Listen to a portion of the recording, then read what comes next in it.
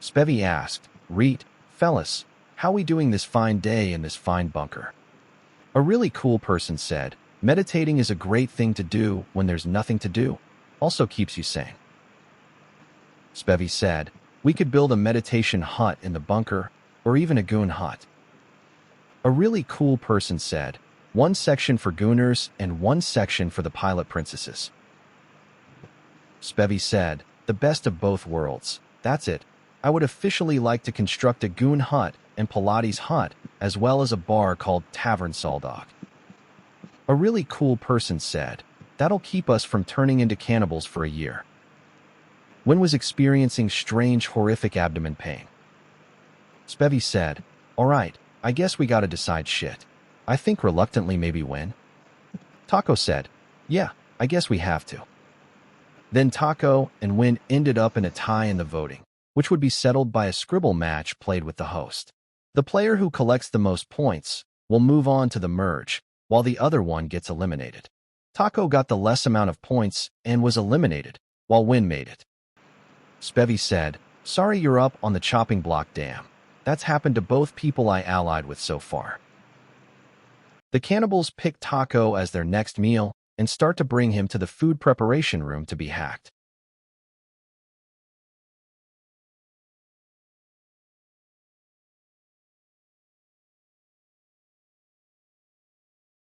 Early on in the morning, Pato continued the murder investigation, as there had now been 4 murders committed. He went to the bathroom, the scene of the first murder.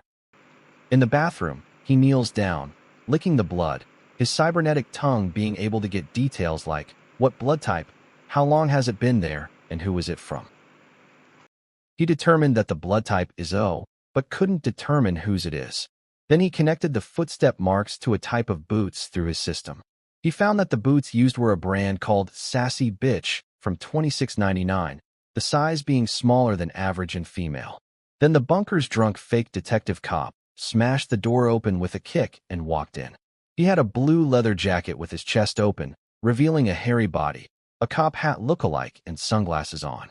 His name was Sexanal. Sexanal asked, "Are you in need of my help?" Pato asked, "Who the hell are you?" Sexanal said, "Hello there, sorry to scare you like that. My name is Detective Sexanal. I heard through the door your monologue. I thought I could help." Pato said, "Well then, explain how. You already know about the case cause you have been spying." Sexanal said, "I was going to take a grand piss and couldn't help but admire your speech in the bathroom and kept listening through the door. You are a good detective. I want to help. Sexanal at your service." Pato said, "All right then, find me a girl with these shoes."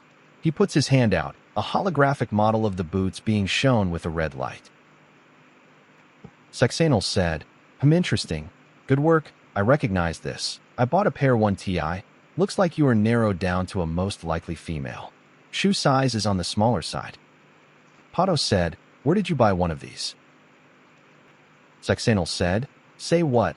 I don't recall mentioning about buying anything. Cough, cough. Looks like we can narrow the search by this description."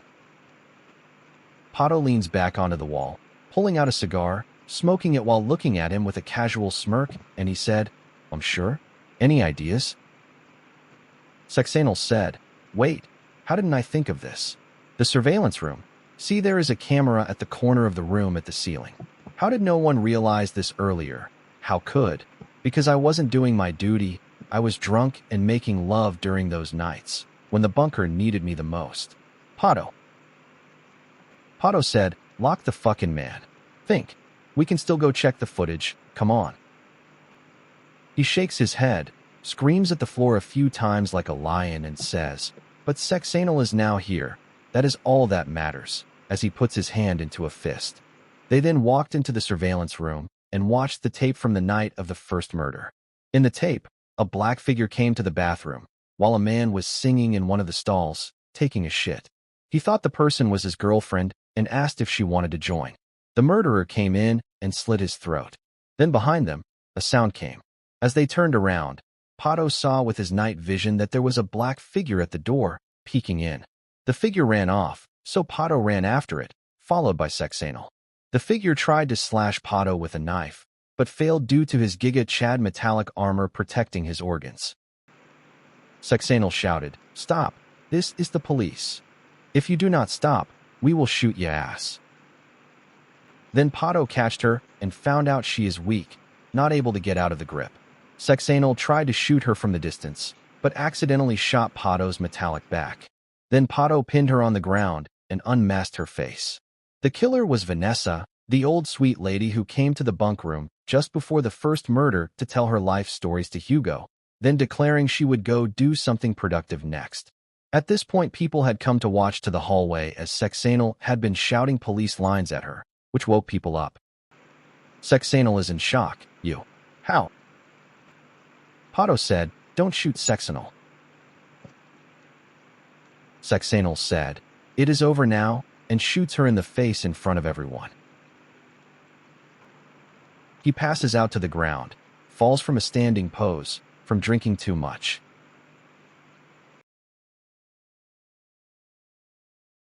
The man Damien has come from the village bunker to their bunker with the book after Rebek died. Perma said, "Hi, welcome to our bunker. Sorry, it's quite hectic here. We're preparing for something, and we just had a madman run away with our artifact." Damien says, "That man was strange, I kid you not.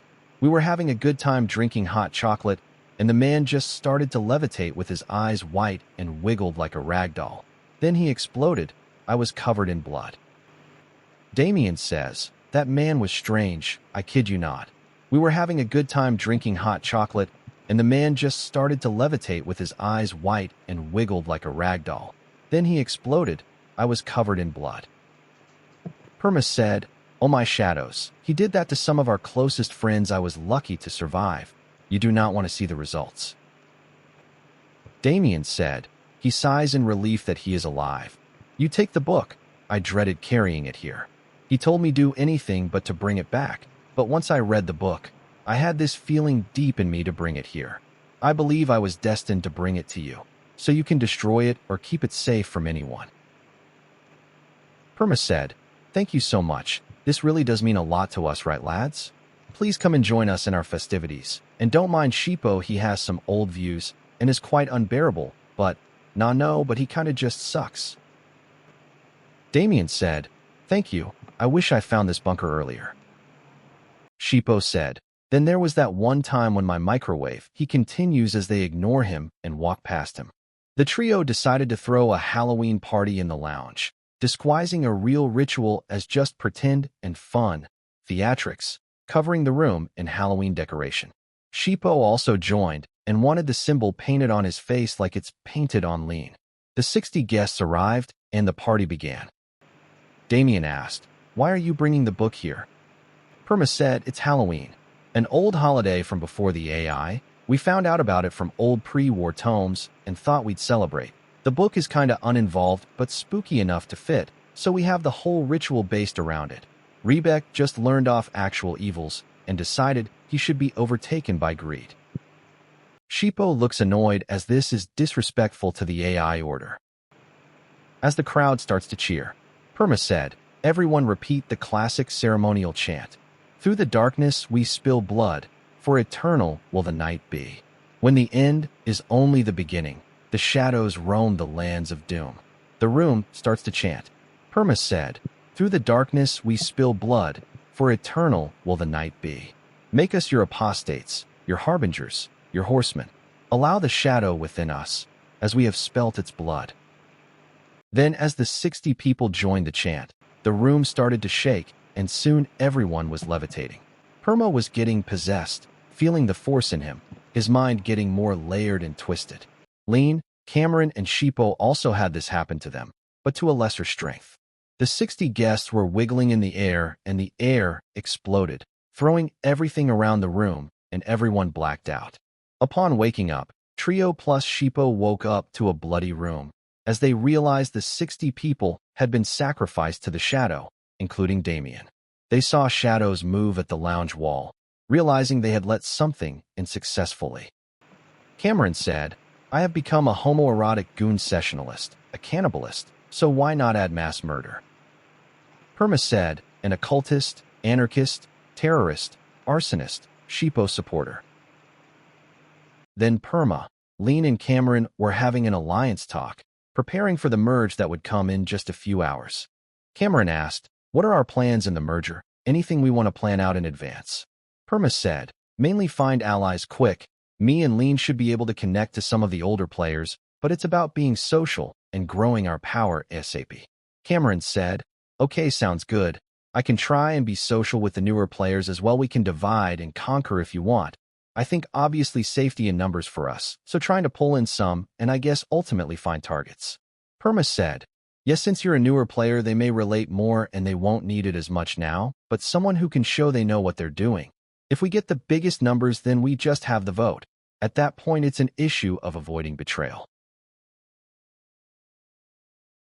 Postal asked, "Can I destroy the forest with bombs?" Then Tribe D voted out Bobby, as only 3 remained and Bobby had expressed with being okay with being voted out, so the others get a chance in the merge. Postal said, "No, it should have been me." Space Wolf said, "Goodbye, thank you for all the help." One of the Nazis shoots Bobby in the head, sending her to the beyond, perhaps to the past or the future in another game. Postal said, "Can we not commit atrocities to the dead body and bury it properly?" Then the 4 tribes spent their last few hours together before the grand merge, which will happen in the early hours of Day 7. Tomorrow, there is no elimination to let players settle in and spread their wings once again. Then it was time for the pre-merge player interviews that were done earlier on Day 6, explaining why Taco's interview is heard after he died in today's voting in the video. Spevy said, "The merge is usually scary, but to be honest, I'm looking forward to it this season. I'm still unsure about my remaining tribe mates. I think we need to interact more to build more of a bond before the merge if possible. I'd like for Tribe A to do well within the merge, but I think I'll also be looking to branch off for a better understanding of everyone and everything. Well, I'm not sure about anyone in Tribe A to bring to the merge, but depending on who's in from other tribes might give me an idea of who I'd want to bring with me. Preferably, if bring someone in ill favor with the rest of the merge to the top 2 with me to try ensure that when it comes to it, they'd vote me to win." A really cool person said, "I'm pretty excited for merge, looking forward to a much more possibly active server. I'm already content with my remaining tribe mates. They're active and very friendly. I guess it's just I think meeting people will give me much more of an opportunity to stay longer. I think I might get voted out in this or the next vote if I stay in this tribe. I'd probably start to branch off. I'd take Win and Spevy, but I think Spevy would be my top pick cause so far I haven't had a lot of chances and time to talk with Win, but I can see they're both active." Taco said, "I'm pretty skeptical about my mate. I don't really trust him, but that's mostly because I didn't see much from him. Should have been more online, but had a lot of work, haha." Gerald said, "I think our tribe will stick together, maybe Hugo kicked out, but meh. I want both of my tribe mates Cheesy and Pato to get farther than me. If they make it, I will be happy." Hugo said, "I mean, to be honest, I don't feel great about my team. Going into the merge, I hope that I can find players that I can feel more trust towards. I know that our tribe will probably have more players than the other ones, so that could make us a target, but hopefully I can fly under the radar." Cheesy said, "We've had no tribe mentality this whole time. I feel safer going into the merge with the alliance we've created. Not too sure about Hugo, but time will tell. Final 2 of Proly take Pato, just cause I trust him more. Also, I think he should win. He puts a lot into these games." Cameron said, "Nervous for the merge and what comes after.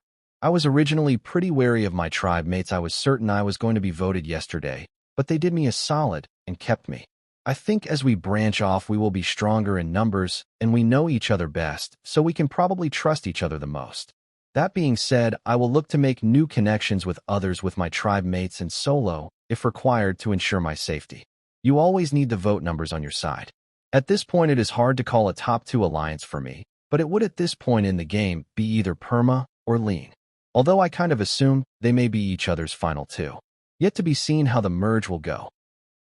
Perma said, "I'm excited for the merge and to chat with all the other tribes and interact with their stories. The other Piss Crystalliers are good. If I were to go top 2, which I don't intend on, then I'd take Lean/Beef with me. I intend on keeping our tribe mentality, but preferably for power taking more into our group. I don't want to try and win so close to my last one. It'd feel a tad rude to the others, even if I didn't find that win to be in the best spirits. This time, I'm all here for the fun, and if I can find the mind for it, fucking about with the others when it gets tense. Bobby said, I am confident that my tribe members will push on forward. They will crush those who corrupt the innocent. That is why we were destined to be in this tribe, and I stick with them. I believe that Space Wolf will push to the top and destroy Quarter just as it was destined. Postal said, I want to commit as many atrocities as possible. Bobby and Space Wolf are my closest allies, however I know I'm next. Space Wolf said, I take the 2 people to Final 3, who are in the tribe have made me feel very welcome to the tribe, but also the game, and I'd hope any of us go through. But I'd love to go through and possible branch out Oswell, just to see what the others are like if I make it to the merge.